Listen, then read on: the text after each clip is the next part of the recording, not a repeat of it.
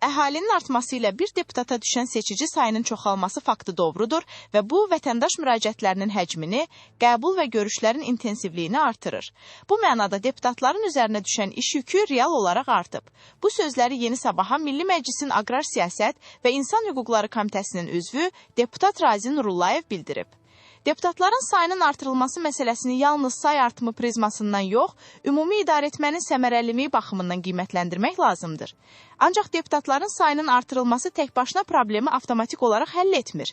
Əsas məsələ deputat seçici əlaqələrinin nə dərəcədə effektiv qurulması, bölgələrdə qəbul mexanizmlərinin, köməkçi aparatın və institusional dəstəyin gücləndirilməsidir. Deputatlara effektiv iş üçün resurslar vacibdir, deyə Razi Nurullayev bildirib. Deputatın fikrincə, bu məsələ yalnız geniş müzakirələrdən sonra gündəmə gətirilə bilər. Eyni zamanda parlamentin daha keyfiyyətli işləməsi üçün təkcə say yox, peşəkarlıq, məsuliyyət və real təmsilçilik vacibdir.